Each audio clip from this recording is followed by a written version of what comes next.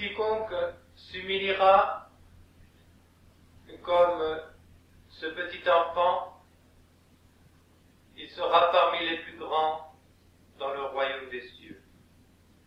Au nom du Père et du Fils et du Saint-Esprit, ainsi soit-il.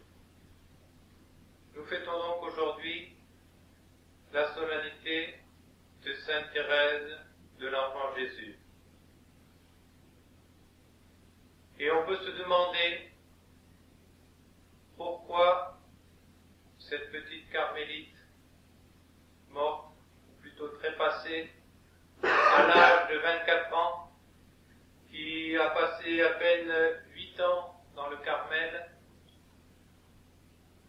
est honorée d'une telle manière, non seulement dans notre pays de France, mais de par le monde entier, au point que Saint Pilice ait pu dire d'elle qu'elle était la plus grande sainte des temps modernes. Quel est le secret de cette vie pour l'avoir rendue si célèbre et si glorieuse?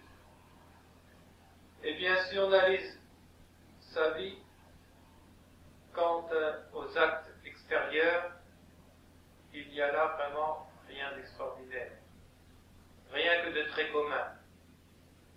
Une petite jeune fille, certes, éprouvée dès son enfance, puisqu'elle a perdu à 4 ans sa maman.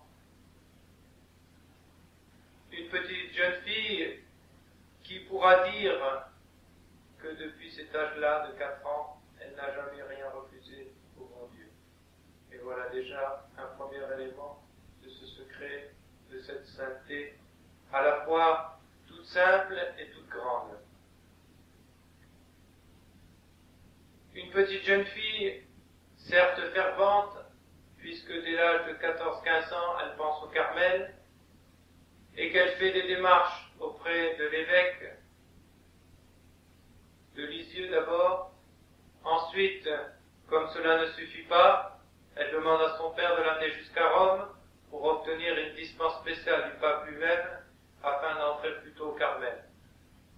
Et la voilà effectivement au Carmel à 16 ans, et elle va y rester à peine 8 ans, et elle va y mener une vie extérieurement toute commune. Elle ne fera pas de fondation comme la grande Thérèse, Sainte Thérèse d'Avila. Elle ne fera pas de miracles, ni de prophéties. Elle n'aura pas de rapport avec les grands de ce monde, ni d'influence directe sur aucun d'eux pendant toute sa vie. Elle n'aura de rapport qu'avec ses sœurs du Carmel, avec quelques membres de sa famille un peu en dehors, 2 missionnaires à qui on lui avait confié spécialement la correspondance, et puis voilà tout. Et au Carmel, est-ce qu'elle entrait dans des extases qui la faisaient s'élever de 2 mètres au-dessus de la terre? Est-ce qu'elle avait des visions célestes comme cette Marguerite Marie pour qu'elle ait quelque chose de particulier et de spécial par rapport aux autres? Eh bien non, elle n'avait rien de tout cela. Elle menait la vie toute commune du Carmel, qui est certes une vie dure, puisque c'est une règle très sévère, surtout pour des jeunes femmes. Mais elle menait la vie tout à fait commune à toutes les autres carmélites, et s'il fallait les canoniser toutes pour cette vie seulement commune, eh bien nous aurions des centaines de Thérèse, et donc il y a bien quelque chose d'autre qui la distinguait. Et ce quelque chose d'autre, encore une fois, ce n'était pas du tout sa vie extérieure, puisque la sœur tourière du couvent, au moment où elle est morte, il est de coutume, non seulement dans les monastères de moines, mais aussi dans les couvents de religieuses, d'avoir entre les différentes maisons des courriers, et notamment des notes sur la vie d'un défunt. Quand un des moines ou une des religieuses meurt, on raconte brièvement, dans la note nécrologique, ce qu'a été sa vie. quelles ont pu être ses vertus particulières. Eh bien, cette sœur Tourière se disait, la vie de notre pauvre petite sœur Thérèse a été tellement simple, tellement commune, que je me demande bien ce qu'on va pouvoir mettre sur cette note nécrologique. Voilà pour la vie extérieure. Gloria ius filii regis savintus, nous dit le roi prophète dans le psaume 44. Toute la gloire de cette fille de roi est à l'intérieur de son âme.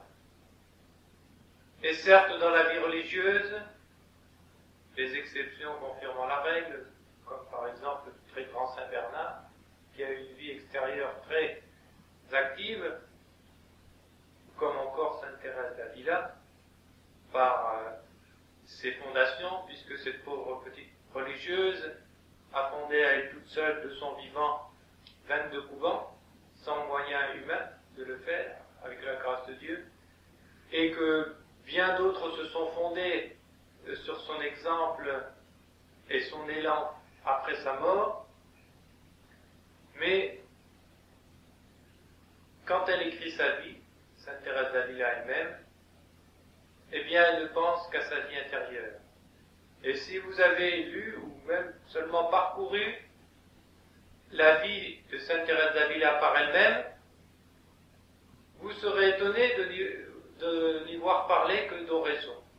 C'est à tel point que on peut considérer que c'est un traité d'oraison, c'est-à-dire de prière, de rapport de l'âme avec Dieu.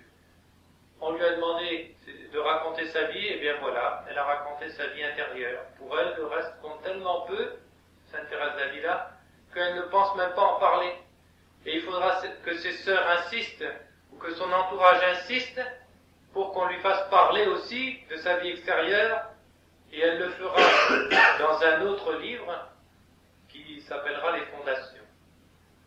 Donc, vous voyez, la vie de la grande Thérèse d'Avila, pourtant si active à l'extérieur, quand elle l'écrit, ce n'est que l'histoire de sa vie intérieure.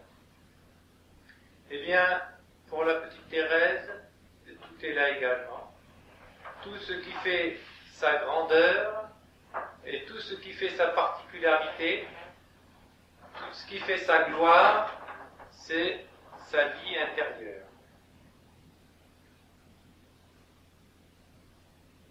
Quelle a été la particularité de sa vie intérieure? Eh bien, aussi surprenant que ça peut paraître, c'est d'être toute commune. Si vous relisez l'oraison de sa fête, que nous venons de chanter tout à l'heure, eh bien, l'Église l'honore pour l'humilité et la simplicité de sa vie intérieure. Voilà qui est bien déconcertant.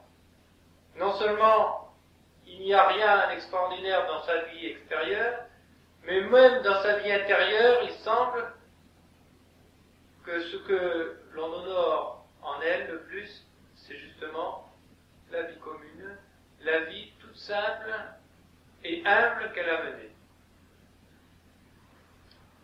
Et certes, c'est un mystère que ces âmes, que Dieu seul connaît.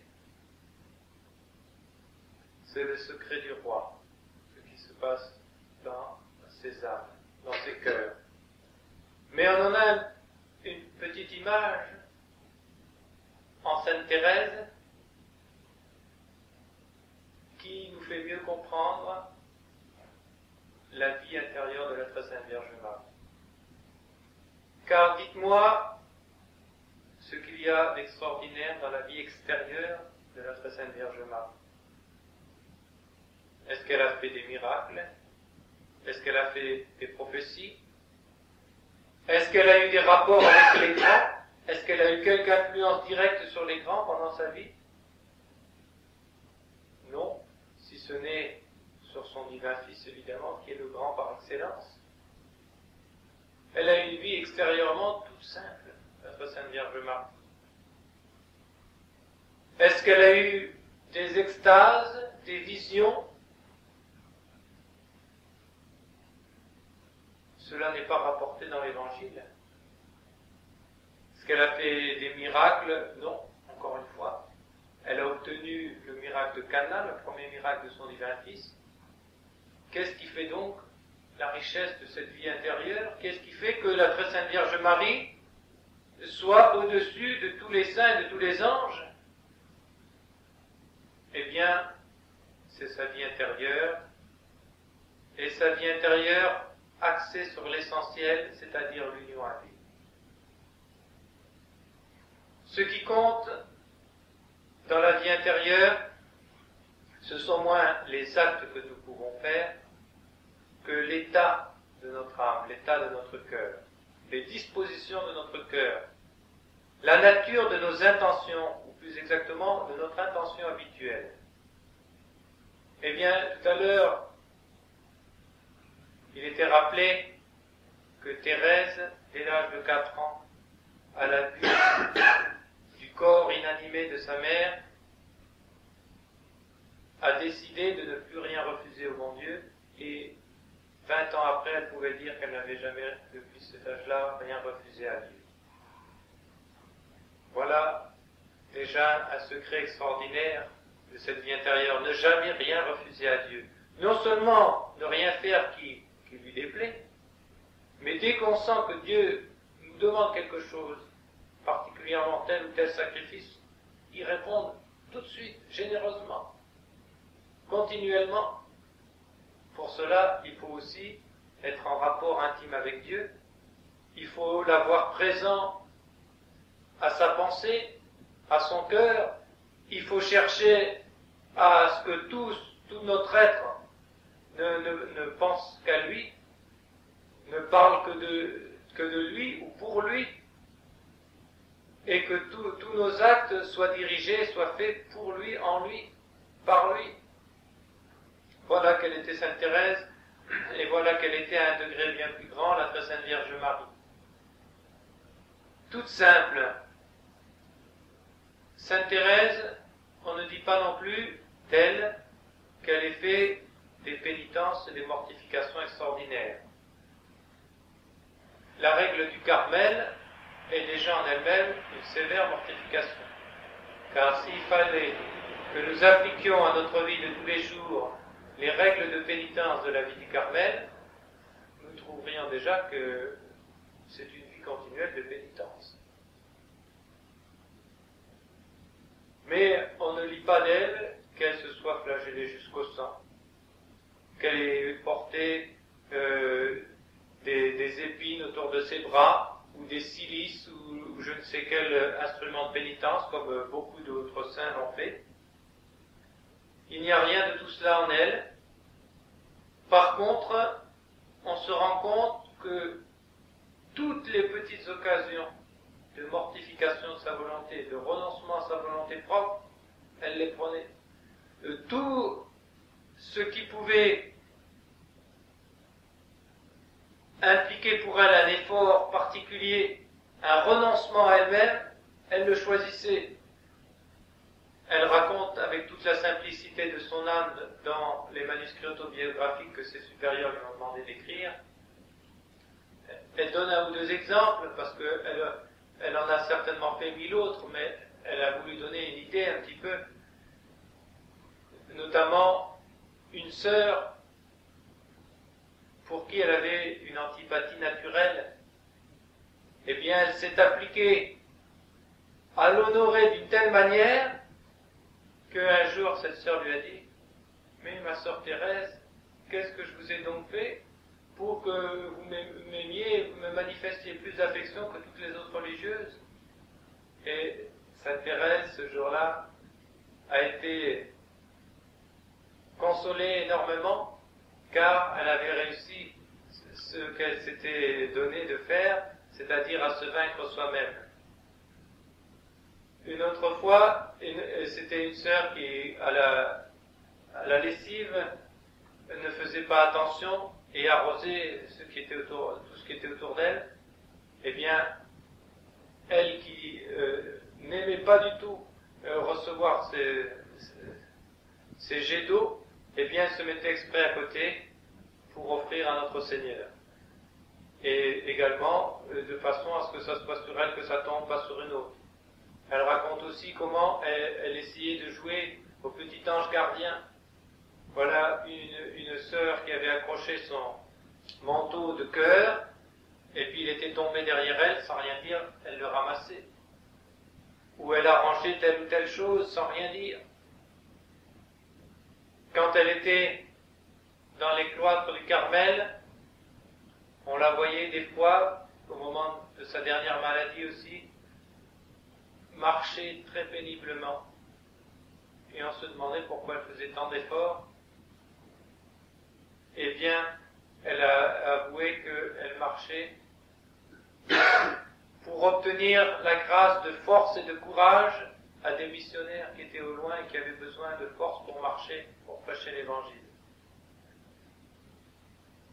Elle s'est sanctifiée également par une grande générosité intérieure. Elle aurait été prête à tous les sacrifices, à toutes les souffrances. Cela transparaît un petit peu dans ses écrits, cela transparaît aussi dans ses poésies. Elle aurait aimé tout faire à la fois. Elle le dit elle-même, j'aurais aimé pouvoir être un apôtre, mais pas seulement dans une province, j'aurais aimé être apôtre dans toutes les provinces, dans le monde entier. Pas seulement pendant 1 an, 2 ans, 3 ans, j'aurais aimé être apôtre depuis le temps de Jésus-Christ jusqu'à la fin du monde. J'aurais aimé souffrir 1000 martyrs.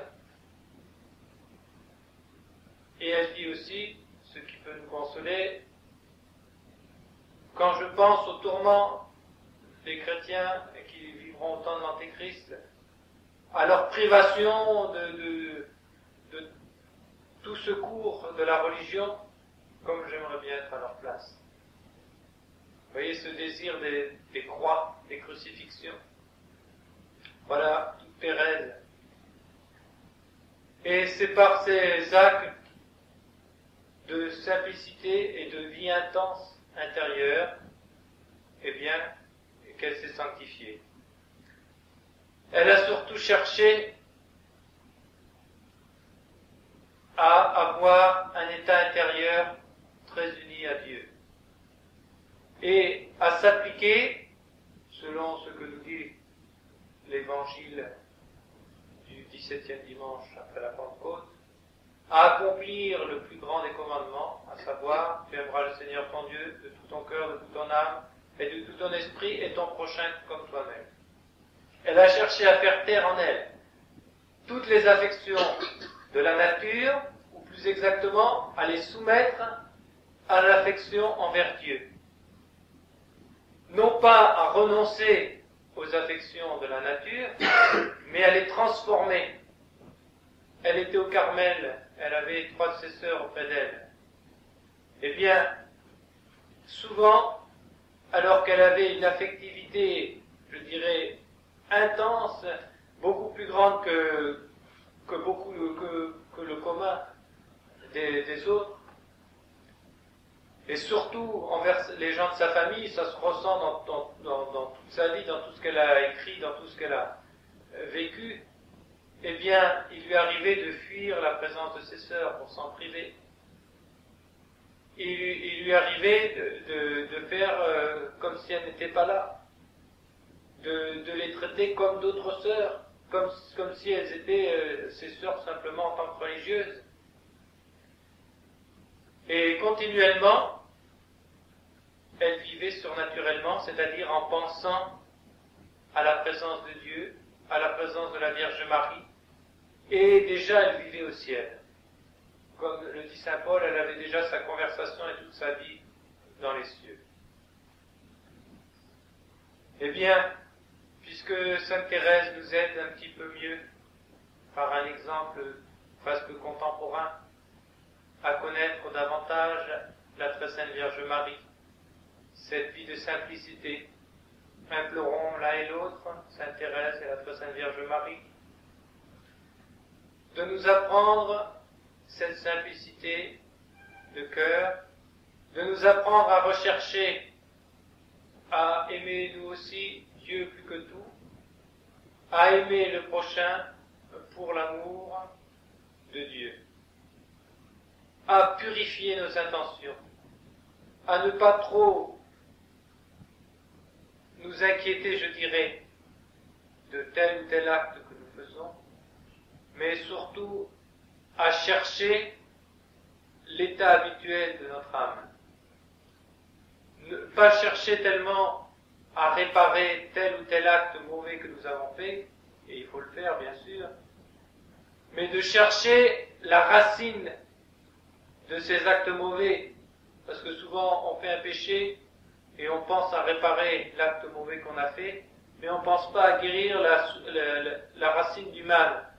Remonter à la racine du mal, qu'est-ce que c'est que la racine de tout péché? C'est des affections désordonnées. C'est-à-dire des affections dans lesquelles on fait passer soi-même ou d'autres objets ou d'autres êtres avant Dieu. Et au contraire, non pas s'appliquer à faire telle pénitence ou tel acte de vertu ou telle autre chose, mais de rechercher la source de tout bien, à savoir l'union à Dieu, à savoir la charité. Demandons donc à ces deux patronnes de la France, puisque Sainte Thérèse est la patronne secondaire de la France et la Très Sainte Vierge Marie est la patronne principale, en ce temps d'apostasie générale, en ce temps de délaissement complet, d'absence de prêtre, d'absence de sacrement, d'absence même de confession, eh bien, de savoir réparer nos fautes par des actes de contrition parfaite, en implorant la grâce de Dieu, car sans la grâce de Dieu ce n'est pas possible, de savoir multiplier les actes de charité, mais surtout d'avoir en nous le désir de faire passer Dieu avant tout dans notre vie. C'est là le résumé de ces deux vies. Les faire passer avant tout, non seulement d'une manière générale, mais ce qui est beaucoup plus difficile, dans tous les actes, dans toutes les paroles, dans toutes les pensées de notre vie. Au nom du Père, et du Fils et du Saint-Esprit, ainsi soit-il.